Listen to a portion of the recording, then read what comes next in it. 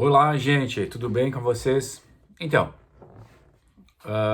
hoje gostaria de falar um pouquinho sobre, né, esse tópico, que é um tópico interessante, chama o ataque ao livre-arbítrio. Essa, bom, como diz, né, é um ataque, então a gente vai tentar falar de teorias ou de teses que sustentem a ideia de um tipo de fatalismo, um tipo de determinismo, né, apelando aí, sobretudo, por dois argumentos, né, que é o argumento genético e o argumento da constituição genética, tá bem? Então é bom prestar atenção nesse enredo, né?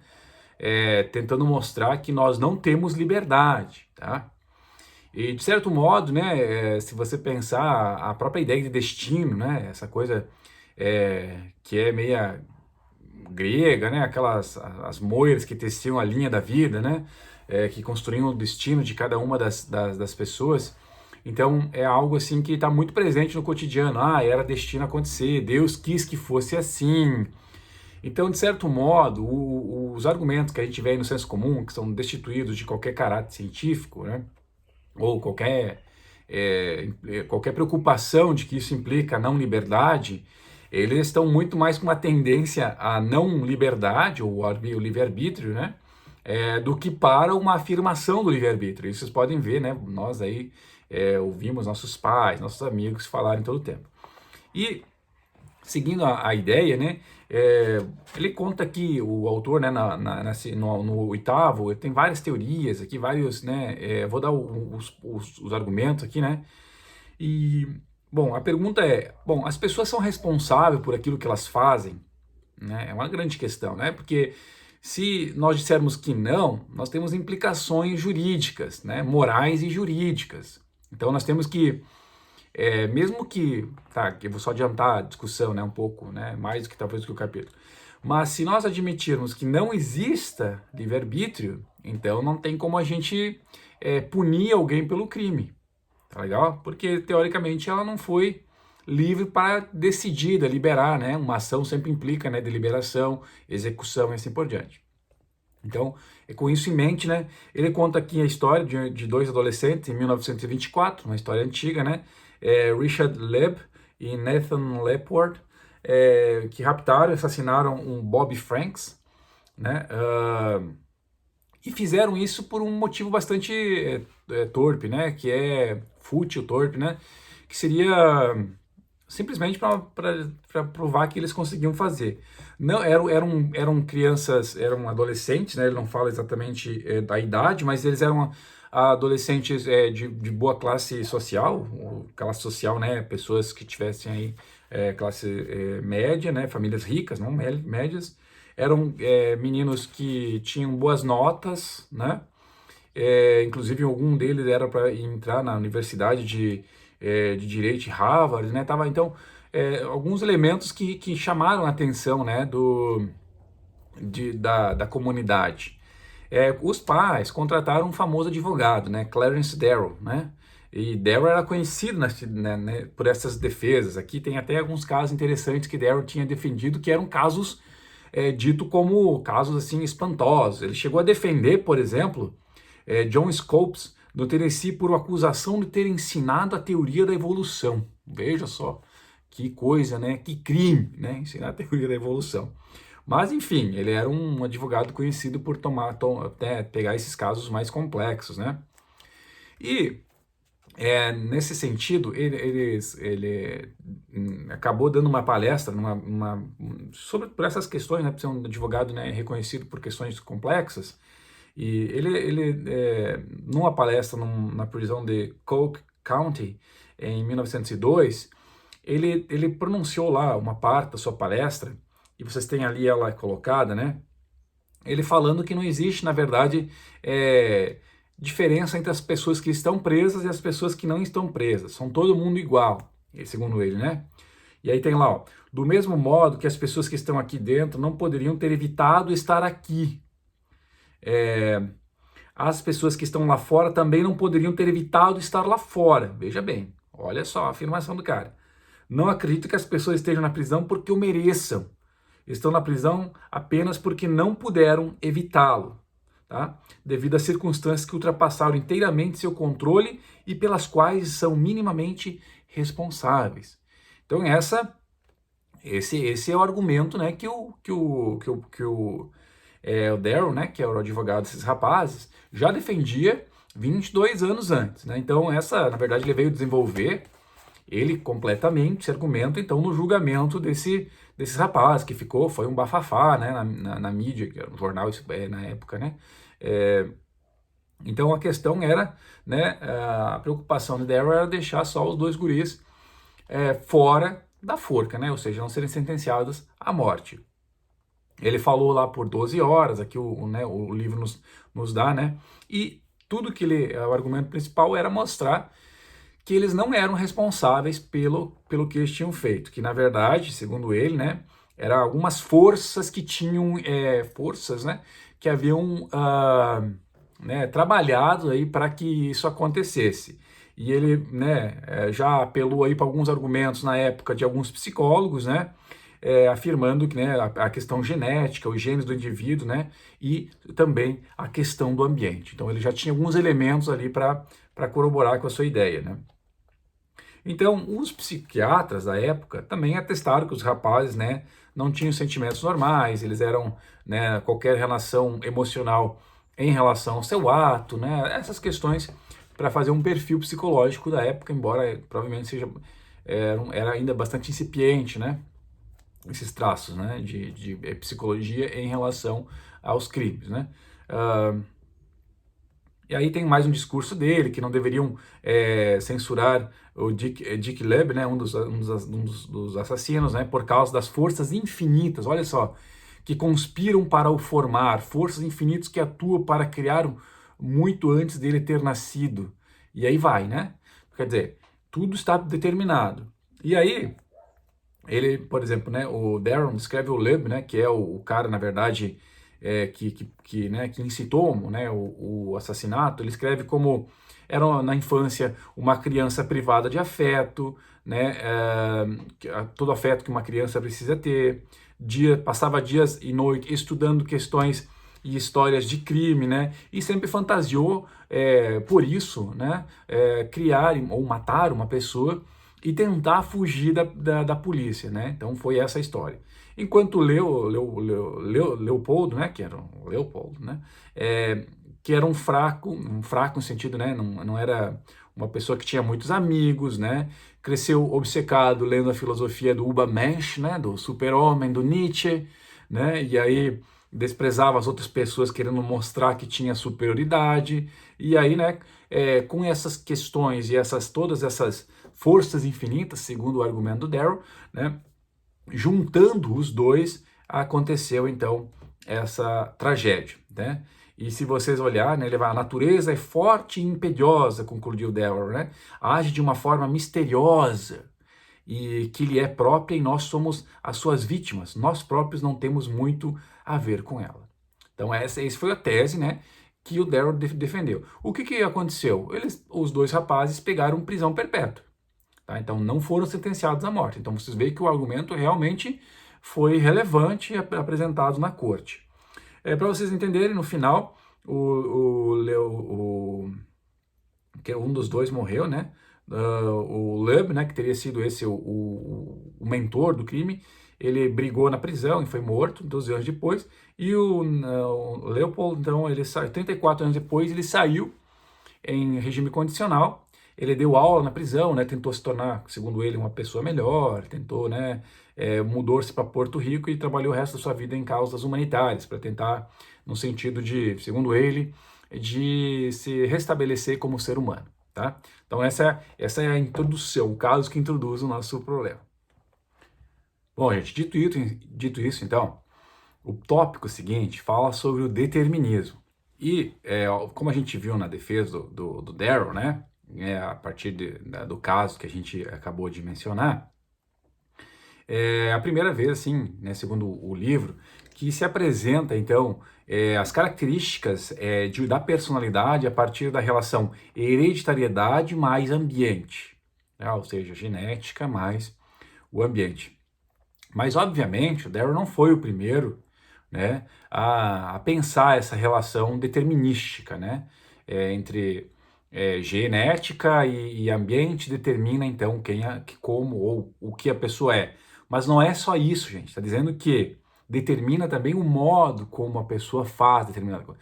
Dizer que ambiente, né, mais genética compõe a pessoa, beleza, mas o que está dizendo é que isso determina como a pessoa vai agir. Então são dois estágios, tá me entendendo? São dois estágios que o determinismo está aí. A primeira, um outro autor, né, o Aristóteles, o velho Aristóteles, já falou sobre isso, né? Porque obviamente ele está dentro de um outro modelo científico, né? Ele está num modelo bem menos invasivo de ciência, não é uma ciência tão experimental, uma ciência muito mais lógica, né? Silogística, né? Então ele chegou a dizer mesmo que as leis da lógica, elas são tão perfeitas que elas determinariam tudo. Então, por exemplo, ele diz aqui, ó, se você, né, se tem uma determinada proposição, uma determinada afirmação, então se você raciocinou, ou ela tem que ser verdadeira ou ela tem que ser falsa. Aí ele dá o exemplo, ó, ou é verdade que amanhã vamos vestir uma camisa azul, ou é falso que amanhã vamos vestir uma camisa azul. Se isso é verdadeiro, então nada podemos fazer para evitar. Afinal, isso irá acontecer. E do contrário, se isso é falso, então nada podemos fazer para que aconteça, pois isso não vai acontecer. Então, segundo ele, a lógica, né, da verdade e falsidade, que é essa lógica que ele aplica, ela não daria chance, não daria outra chance além do determinismo. Outra questão interessante é levantada por Santo Agostinho, né? Aristóteles é um autor né, antes de Cristo, Agostinho é um autor que transita ali pelo século III depois de Cristo. Ele é famoso por ser, né, ele pega as ideias platônicas, tá? Cristianiza as ideias platônicas, né? Para vocês terem ideia, Platão tem um conceito de alma, né? Não tem um conceito de Deus como os cristãos têm, mas tem um conceito de alma, que é algo que ele traz de outros autores, né? E vocês veem, né, que na verdade grande parte das teorias que se defendem já foram pensadas muito antes, né? Então o Agostinho deu uma cristianizada nas ideias católicas, né, ou no cristianismo, e fez toda uma doutrina, né, com as ideias do Platão. É só em 1200 por ali que São Tomás de Aquino, então, relendo Aristóteles, veja bem, vai reformular as teorias, muitas das teorias cristãs. Mas estão vendo que, na verdade, todo o mundo ocidente, que é determinado, né, e foi grandemente influenciado pelo cristianismo, na verdade é muito devedor das teses platônicas e das teses aristotélicas de uma forma, né, que vieram enviesadas por uma visão católica, né? Bom, isso aí é uma tese para uma discussão para um outro momento. Mas só que o fatalismo, qual que é o problema do fatalismo, né? O fatalismo, quando Agostinho pensou, né, nos atributos de Deus, um deles é a onisciência. Bom, a onisciência é o quê? É a presença, o Deus sabe de tudo, tá? No passado, presente e futuro. Tá bem? Então, essa é a onisciência. A onipresença está em todos os lugares, né? Onipresença, onisciência. Tem mais um que eu esqueci. Mas o mais importante aqui é a onisciência. E por que a onisciência é um problema? Ele vai dizer, olha, bom, se Deus sabe de tudo, o que vamos fazer amanhã, né? Deus sabe o que a gente vai fazer amanhã, então. Mas se Deus sabe o que vamos fazer amanhã, então não podemos agir de outra forma, senão da forma como Deus sabe. Então, ou seja, não há uma escapatória. Nós estamos determinados. Tá bem? Esse é o problema do fatalismo. Bom, mas o mais interessante, né, segundo o autor, é trabalhar com o determinismo mesmo, né? O fatalismo aqui também é uma questão do ponto de vista da religião. E qual que é a definição de determinismo? Vocês vão ter lá na 160, ele diz assim, ó, dizer que um sistema é determinista é afirmar que tudo que nele contém resulta, olha só, causas anteriores e que logo que as causas ocorrem, os efeitos têm de seguir inevitavelmente, né? Ou seja, é necessário que aconteça, não é vai ser assim ou vai ser de outra forma, não, né? Dadas as circunstâncias, né, circundantes e as leis da natureza. Então, esse é, né, a definição de determinante, ou seja, deu-se determinadas causas, logo tem determinados efeitos. Então, não há como não acontecer, tá legal? Então, isso é um tópico importante. Bom, O advento da ciência moderna trouxe, obviamente, né, grandes teorias, né, século XVII, a Revolução Científica, né, Galileu, essas grandes figuras. E também trouxe, obviamente, uma leitura bastante determinista do mundo. E nós temos aqui, ele traz o caso do Laplace, né, esse francês, do século também, né, século XVIII aqui já, e ele afirmou que se houvesse um observador super inteligente, né, sei lá, pensem aí num observador parecido com Deus, que conhecesse a localização e a velocidade exata de todas as partículas do universo, bem como as leis da física, então, né, ele conseguiria prever sem margem de dúvida todos os estados futuros do universo. Então veja, é um pressuposto totalmente determinista. Ele diz assim, poxa, se alguém tivesse essa possibilidade, saberia tudo o que iria acontecer no universo, dado que é tudo regido por leis da física e, portanto, por um determinismo. E, obviamente, como o ser humano também faz parte do universo, nós também estaríamos incluídos nisso. Tá? Ele diz, né, que, olha só, os movimentos do nosso braço, nossas pernas, a língua, né, todos eles estão, né, são desencadeados pelos acontecimentos que ocorrem no nosso cérebro. Tá bem? Então isso a gente sabe, né, que, ou seja, que é uma relação entre o nosso cérebro e os nossos ações, nossos movimentos, tudo isso, né? Bom, segundo ele, então, o observador perfeito de Laplace, vamos usar assim, o observador perfeito de Laplace, né, conseguiria também prever todas as nossas ações, se obviamente ele conhecesse então todas as leis da física, como ele diz, a localização das partículas, porque o corpo humano também é feito de partículas, assim como o nosso cérebro é feito, então ele conheceria tudo isso, né? Então não, e mesmo, né, segundo ele, né, se a gente pudesse voltar à relação de causalidade no tempo, né, dizendo que determinismo é saber a causa e o efeito, e nós pudéssemos voltar na nossa história, antes de nascer, nós saberíamos se amanhã a gente iria ou não usar a tal da camisa azul, né, como o Aristóteles falou. Porque se está tudo determinado, então seria possível verificar, mesmo antes do nascimento, se a pessoa iria ou não usar no dia de amanhã uma camisa azul. Tá? Então, o que o Laplace vai chegar como tese, vai concluir, né? Que a liberdade, na verdade, é uma ilusão que nós temos porque nós somos muito ignorantes, no sentido de não conhecer as leis, né? As leis da física, a conhecer a disposição das partículas e assim por diante. Então, a liberdade é, na verdade, uma ilusão dada pela ignorância, tá bem? Então, isso é importante. E, né, o cérebro, segundo ele ali, né, possui a tal das causas subjacentes do nosso comportamento. Então, tudo está ali, né, no nosso cérebro, né.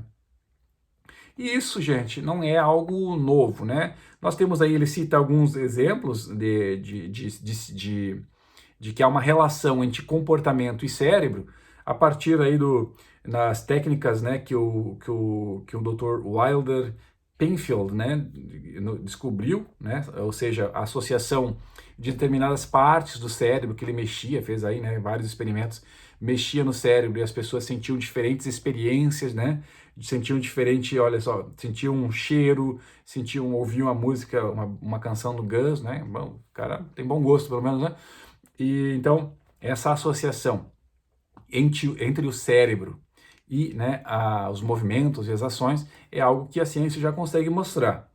Ele cita um outro exemplo, né, de estímulos elétricos realizados pelo professor na Universidade de Yale, de José Delgado, que então trabalhou aí com gatos e macacos, né, tristeza, mostrando então que com determinados estímulos elétricos, os animais tinham determinados movimentos. E o mais legal é que esses movimentos, eles não eram movimentos que assustavam os animais, ou seja, né, porque simplesmente pode ser que a pessoa se assustasse, que o animal, né, esse ser humaninho, ele poderia se assustar por causa desse estímulo que ele recebeu, mas não reconheceu. Mas pelo contrário, eles reconheciam e entendiam como um movimento voluntário, né? Bom, aí o que se pensou sobre isso, né? Que alguns pensadores disseram que, na verdade, isso eram só reações mecânicas, né? Porque ações são muito mais complexas, envolve o que ele chama de razões, decisões, deliberação, né? Todo o processo que a gente faz aí para pensar. Mas, na verdade, segundo ele, né, todos fizeram vários experimentos com seres humanos no mesmo sentido, né, para dar esses estímulos, e todas as pessoas que passaram por esse processo também, né, tiveram estímulos de fazer determinadas coisas, né? Ah, por exemplo, tinha um estímulo daí, estou procurando meu chinelo, estou à procura, cadê o chinelo, né? Ouvi um barulho, eu estava olhando para debaixo da cama, coisas assim. E todas as pessoas reconheceram esses estímulos como decisão próprias delas, como algo voluntário. E não entenderam como, por exemplo, algo que vinha de fora, sabe? Era o próprio cérebro dizendo a elas e fazendo elas entender que era um estímulo cerebral para fazer o movimento. Tá? Então faziam ações. Bom, então a gente pode dizer que, né, todas as nossas decisões são tão produzidas por pelas essas relações com os neurônios. Bom, né, então nós temos aqui outro experimento para tentar corroborar com essa ideia, que é de um alemão chamado Kornhuber, né? E qual que é a ideia dele aqui? Segundo ele, né, bom, eu vou explicar assim, né, você tem aqui depois, né, vocês podem olhar direito. Se vocês colocarem, né, que a gente, por exemplo, a decisão de movimentar um dedo, né? Ele vai dizer que movimentar um dedo, a gente pensa quando vai fazer isso, a gente está com todo o controle do movimento, ou seja, eu quero movimentar o dedo, né? É, então, se supõe então que se conecte alguns eletrodos no cérebro, na cabeça da pessoa, né? E tem um técnico que está numa sala separada, e esse técnico está olhando, né, o movimento cerebral. Então, como, né, a atividade cerebral ela inicia sempre 1,5 segundo, segundo o que nos diz o livro, né? Antes de movimentar o dedo, né? Que inicia, ou seja, o processo de decisão de mexer o dedo. Então, o técnico que está olhando o monitor, ele sabe sempre antes o que nós vamos fazer. Ou seja, ele conseguiria prever, né? Determinar a nossa ação. E aí, segundo ele, né, esse técnico seria como se fosse um observador perfeito que o Laplace pensou de uma escala menor, obviamente, né? Mas ele conseguiria prever todo o movimento com alguma antecedência. Claro, que a gente fala 1 segundo e pouquinho, né? Mas para a gente entender como essa relação determinante ou do determinismo em relação às nossas ações. Bem, gente, então, seguindo aqui faz uma análise da psicologia, começa, né, depois subdivide, como ele sempre faz. Bom, o que ele vai dizendo de novo, então parece que, né, acaba decidindo aí, com alguns elementos físicos que a gente trouxe, né, mas a psicologia, óbvio, né, também tem muito a dizer. E a pergunta é, bom, e as teorias psicológicas ajudam ou não ajudam a contribuir para o livre-arbítrio? E parece que não também, né? Aqui ele vai dizendo, né, a própria compreensão do senso comum, né, tende, né, a não acreditar no livre-arbítrio pelo que a gente comentou no início, né? Ou seja, a gente já nasce, ele vai dizendo aqui alguns tipos de contextos, né, onde nós nascemos, né? Nascemos de pais específicos, épocas, lugares específicos, né? É preciso, né, considerar essas questões. E ele fala, né, traz aqui alguns dados sobre como é importante considerar na vida e na formação de caráter as condições sociais, né? E segundo ele, as condições sociais influenciam as nossas decisões de uma forma que escapam à nossa consciência, mas que se revelam nas estatísticas. Então, o que ele está dizendo? Veja bem, se você olhar para o indivíduo numa ação livre, você vai parecer que o indivíduo sempre age livre e espontaneamente, né? Deliberou e agiu.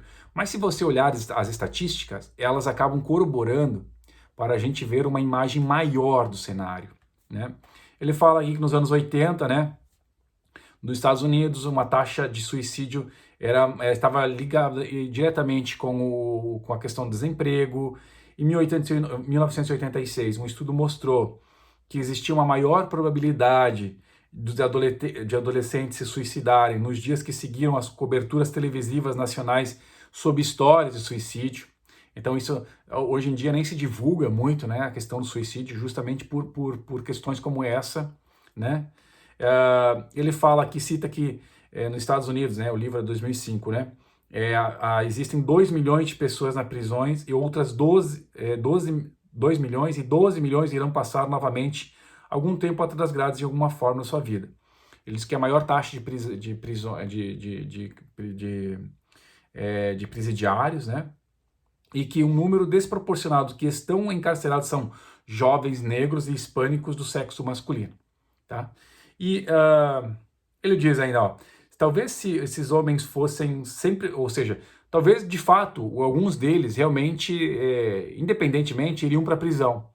Mas é óbvio que alguns deles não estariam presos se tivessem vivido em circunstâncias sociais diferentes.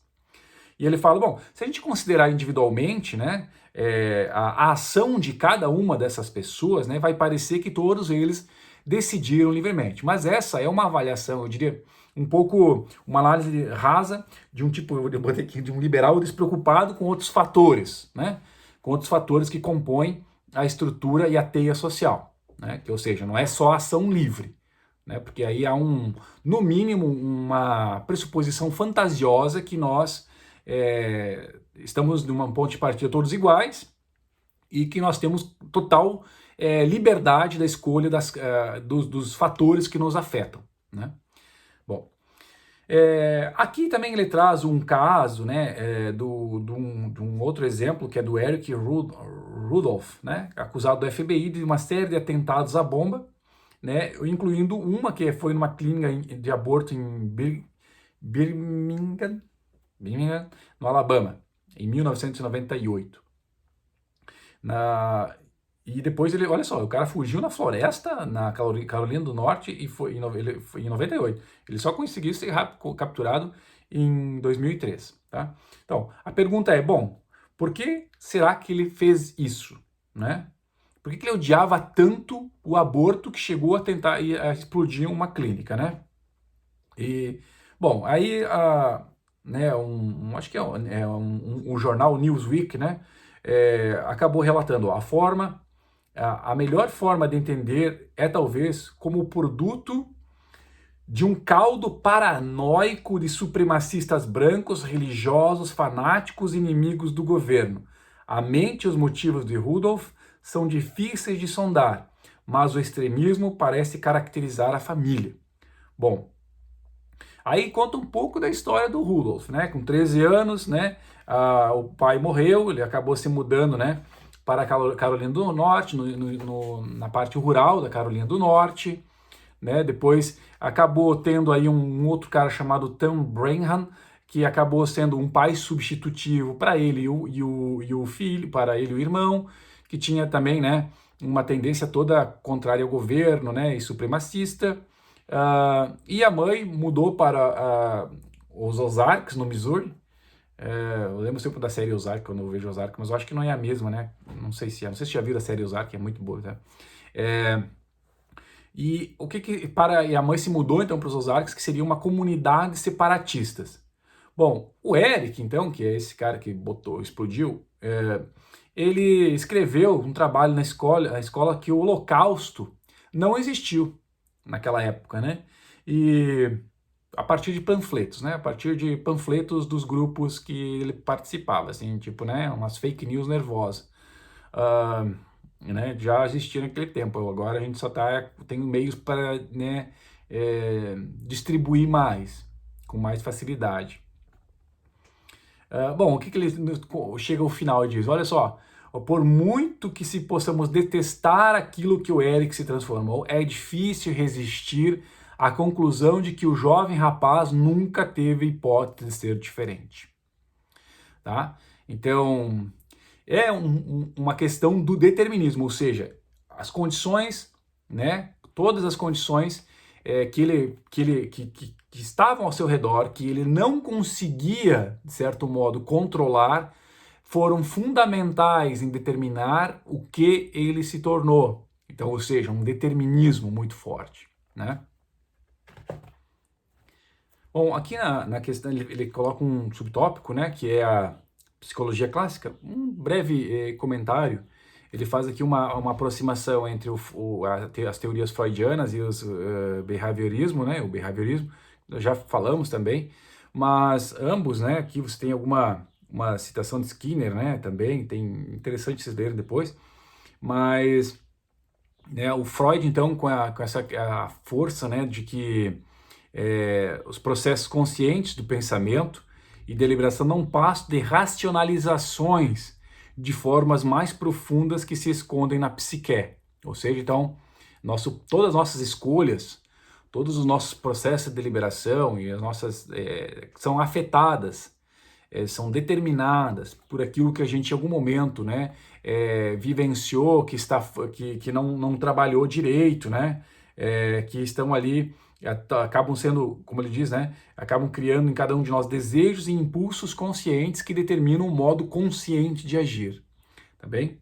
O behaviorismo, por outro lado, diz que não existe nada disso de inconsciente, que é uma besteira isso, e que o nosso comportamento, na verdade, está sempre condicionado em termos de processos, né? Ou seja, nós temos tendência de repetir os comportamentos pelo qual somos recompensados e uma tendência para não repetir os comportamentos pelos, né, que a gente não é recompensado. Até aqui nós temos o Skinner, que foi professor em Harvard, ele fala aqui de um caso que ele trabalhou com um pombo, né, onde esse pombo precisava, para abrir o lugarzinho onde ele ia comer, ele precisava abrir a cabeça. Abrir a cabeça? Inteligente, né? Ele precisava levantar a cabeça. E precisou de algum tempo para ele entender que quando ele queria comer, ele precisava levantar a cabeça. De tal modo que ele sempre levantava mais daquilo que era necessário para que eles entendessem, para que então fizesse essa associação, esse condicionamento, né? Entre abrir a portinha para comer e levantar a cabeça. Então, segundo o behaviorismo, tudo isso, né, nossas ações boas, más, tudo isso está relacionado a esse tipo de condicionamento, né? Vale a pena lembrar aqui que John Watson, né, tem eu vou citar aqui porque é muito legal isso, ó. Dê-me uma dúzia de crianças saudáveis, bem formadas e o meu próprio mundo concebido para que a possa criá-las nele. Garanto-vos que posso escolher uma delas ao acaso e treiná-la para se tornar qualquer tipo de especialista que eu selecione.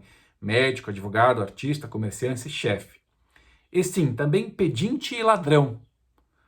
Não interessa quais são os seus talentos, predileções, tendências, capacidade, vocação, nem qual é a raça dos seus ascendentes, né?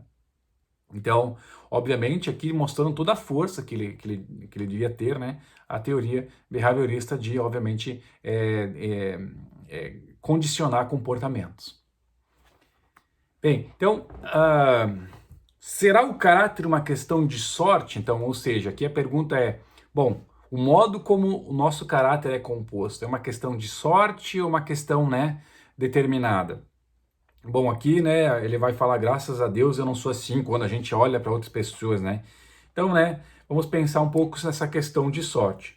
E algumas experiências da psicologia social têm mostrado, né, que na verdade, né, nós estamos muitas vezes mais atrelado às circunstâncias, né? Que ele diz aqui, ó, qualquer um de nós pode comportar-se mal se tiver o azar de estar nas circunstâncias erradas, na altura errada. Então veja bem, às vezes independe do caráter. Então, quais são os experimentos? O primeiro experimento foi aqui o Philip Zimbardo. Eles montaram, então eram 24 candidatos, criaram, né, uma prisão, um modelo de prisão simulada no edifício da Universidade de Stanford, e então atribuíram papéis a 12 deles, eu acho que foi isso, 12, não sei se é essa a distribuição, guardas e prisioneiros, tá? E esse experimento deveria ser realizado por 2 semanas, mas não durou sequer 5 dias, durou 5 dias porque o que aconteceu? Os guardas começaram, pela prerrogativa de ser guarda, começaram a agir com muita brutalidade, né, em relação aos prisioneiros, tá? E aí eu cito, gente, para vocês verem, fim de semana, ou durante a semana, o filme de 2015 chamado O Experimento de Aprisionamento de Stanford, tá? É, na verdade, o filme baseado sobre esse experimento aqui, para mostrar que, na verdade, as situações nos formam bons ou maus, tá? Outro estudo, né, que quer dizer a circunstância é tão importante quanto. Stanley Milgram, né, pediu que alguns voluntários controlassem um dispositivo que dava choque, né, cada vez que tinha uma outra pessoa em outra sala, então ele apertava e as pessoas que estavam, ele dizia avisava que ia dar choque na outra pessoa, né, que ia ser castigada, etc, né, e as pessoas, ele ficou impressionado como as pessoas, na verdade, acabavam, né, se dispunham a administrar os choques, né, naquela outra pessoa, mesmo que a outra pessoa gritasse, pedisse por favor para não fazer, e mesmo que houvesse o aviso de estar lá extremamente perigoso, ouvindo gritos, implorando o voluntário que parasse de apertar o negócio. Claro que na outra sala era um ator fingindo só, tá? Não estava de fato levando. Mas o que mostra, né, que na circunstância a pessoa estava disposta a fazer, né? A pessoa mandou, ela fez, né? Sem. Bom, o Zimbardo também observou na experiência dele com os guardas, né, prisioneiros, né, que alguns prisioneiros dizendo que eles não teriam sido abusivos se fossem eles.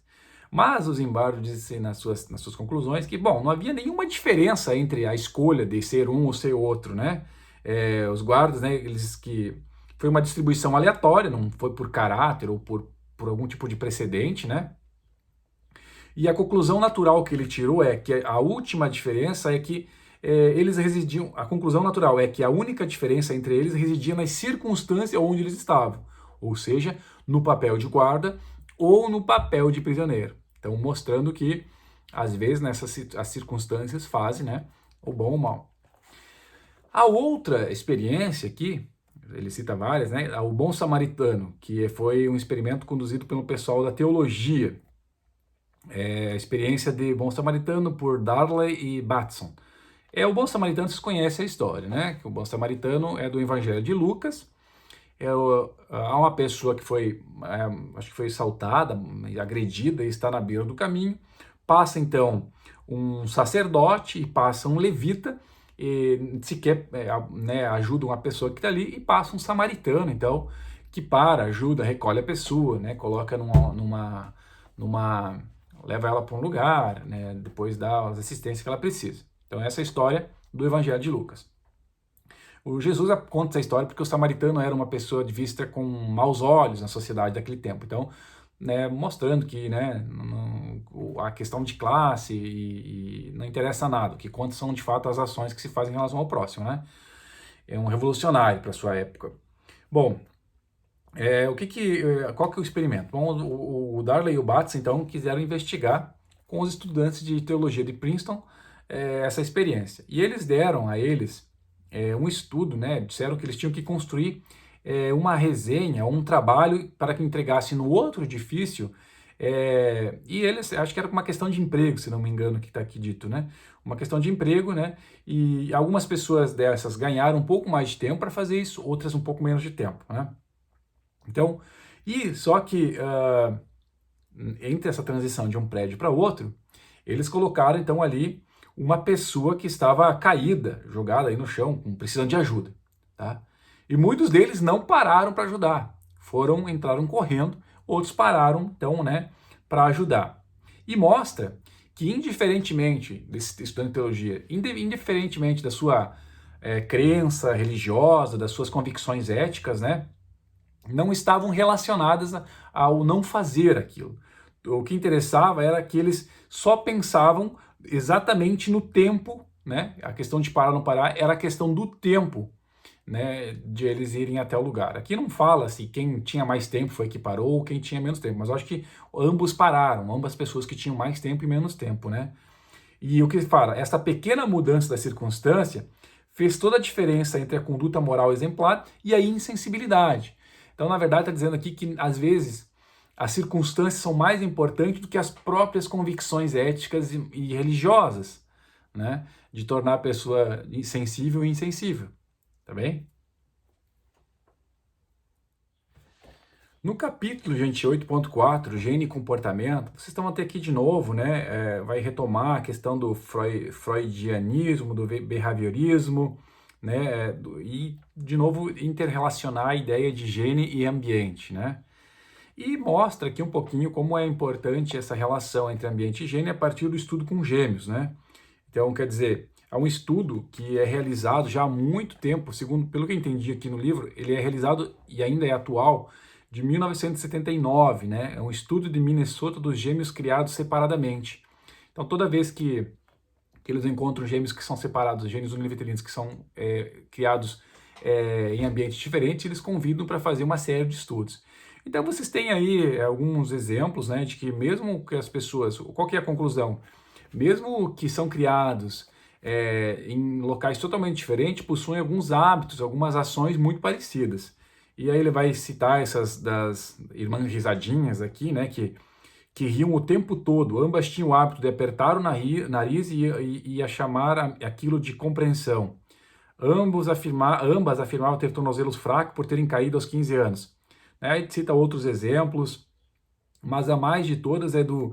O mais forte é do... ele chama Jack Youth e Oscar Storr, criados totalmente... dos gêmeos, né? Criados em ambientes totalmente diferentes, um criado em Trindade pelo pai, que era judeu, e outro na Alemanha pela avó, que era nazista. Né? Um serviu a juventude hitleriana e outro serviu na marinha israelense. Então, vocês veem, né, que quando, por exemplo, ó, mesmo isso, mesmo um ambiente ser tão, né, e valores e tudo ser tão diferente, quando eles se encontraram, estavam usando óculos com armações retangulares de metal, camisa azul com 2 bolsos e dragonas, que é aqueles ornamentos meio militar, eu acho que é, né? Ambos tinham um pequeno bigode, ambos gostavam de ler revista de trás para frente e desprezavam o que ele chama que é autoclismo, né? Antes de usarem a sanita. Isso aqui é português de Portugal, né? Então alguma coisa em relação a usar o sanitário. Mas o que mais importante aqui, que diferente dos lugares onde foram criados, eles têm muitas fatores que fazem eles, né, pensar, né, que geneticamente eles são iguais, né? Bom, o que o autor diz? Bom, o que se pode esperar? Que conclusão que se pode ter a partir disso, né? Ou seja, que eles têm algumas... Nada ou quase nenhuma, né? Porque aí ele faz algumas questões, né? Poxa, né? De fato é relevante usarem e terem ações parecidas, né? Se você pensar em termos de probabilidade, de, por exemplo, usarem a mesma camisa, né? Terem o mesmo bigode, essas coisas são muito diferentes. Por exemplo, usar a mesma camisa no mesmo dia, né? Então, acaba sendo interessante, mas no fim não é obviamente algo que determine ou chegue a alguma conclusão definitiva. Óbvio que os pesquisadores também fazem uma bateria de questões, né, para a questão de flexibilidade, tolerância, conformismo, autodomínio, integridade, abertura e assim vai, né? Ou seja, segundo ele, esse estudo chega e afirma que baseando-se nisso, os investigadores concluíram que as principais componentes, né, da nossa personalidade se devem em cerca de 50% aos nossos genes. Tá? Então, 50% dos nossos genes e 50% da nossa, a partir da nosso fenotipo, né? Nosso fenótipo, né? Ou seja, onde a gente vive, né?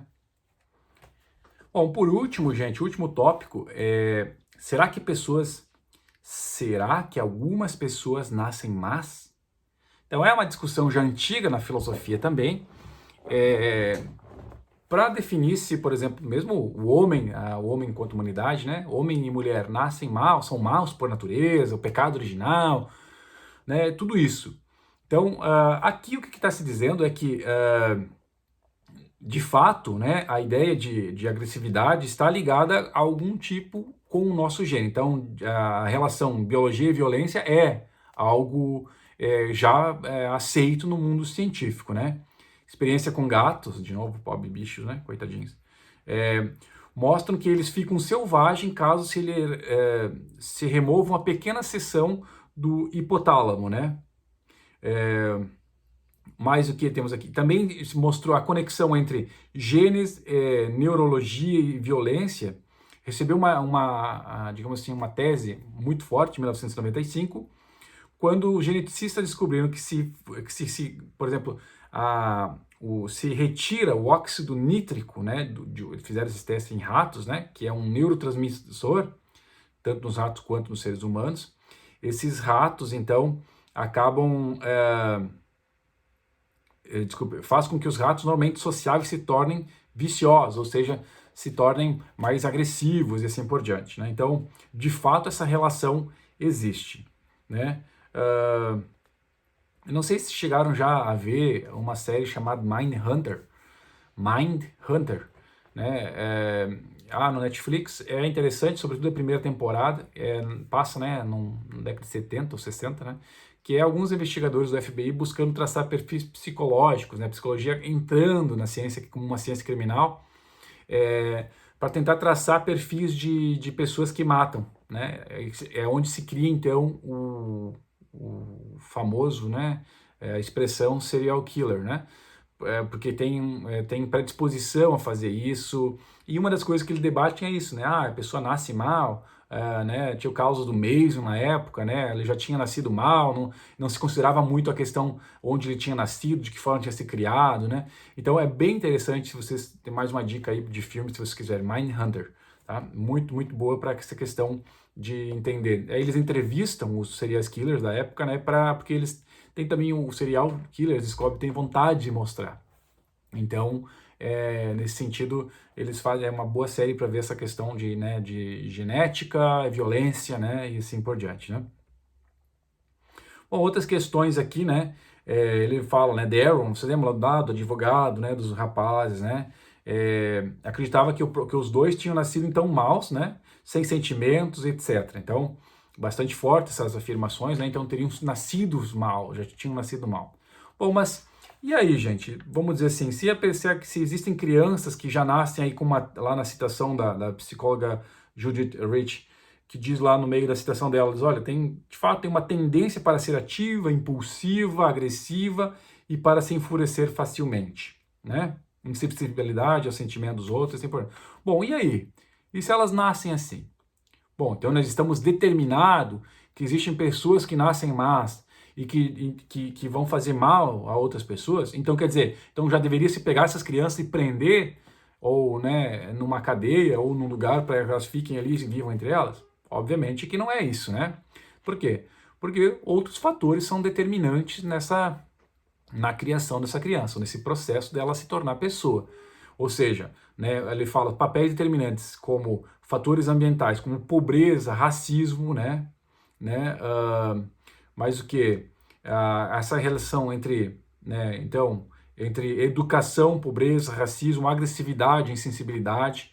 Então, o que se pode dizer que são tendências, existem pessoas com tendência a desenvolver isso, ou terem, né, essa tendência genética, segundo eles falam, né, mas que não há um nexo necessário entre dizer a pessoa que tem a tendência de ser agressiva que ela vá cometer qualquer tipo de crime, né, hediondo, um assassinato, assim por diante, tá? Então, não se pode dizer que nós estamos totalmente determinados, segundo o que os autores falam, inclusive ali, né, o John Townsend fala ali, né, não quer se dizer, herdamos certas predisposições, mas não quer dizer que elas nos determinem quem nós somos, tá bem?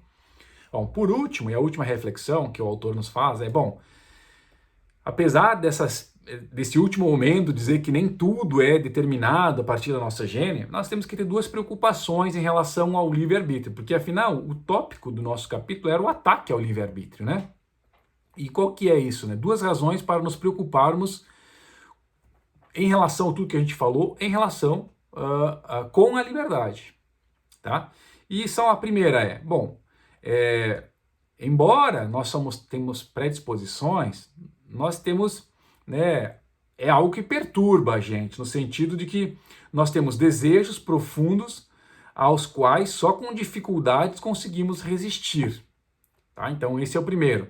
Eles sempre estarão conosco. Então, faz parte de quem nós somos. Então, eles estão sempre presentes. Então, quer dizer, isso é uma preocupação já com a liberdade. Vocês estão ali, né, então determinam, não determinam. E a segunda preocupação é, por que algumas pessoas conseguem resistir a esses desejos, né, esses impulsos que a natureza nos deu? E aí tem as perguntas, por que razão alguma pessoa, mas não outra, se tornam assassinas? Será uma questão de escolha ou haverá outro aspecto na sua situação que faz a diferença? Né? Talvez, certamente, o ambiente seja decisivo, né, na concepção de saber se vai ou não vai ser assim. A educação, né, como ele fala, a questão de pobreza, racismo e outras questões, né, que vão na mesma linha. E para finalizar, assim, mesmo que as explicações genéticas não sejam deterministas por si, quando as combinamos com outras ideias plausíveis, né, acabamos por ficar com uma imagem global em que o livre-arbítrio, a nossa liberdade, tem um papel quase é por minha conta, insignificante. Tá bem, gente? Então vejam, né? A gente foi e voltou, né, para falar do determinismo, muitos experimentos mostrando, né, a questão genética, comportamental, circunstancial, né, dizendo lá que as circunstâncias às vezes nos fazem bons ou maus, né? E né, bastante coisa para a gente refletir. Tá bem, meus queridos?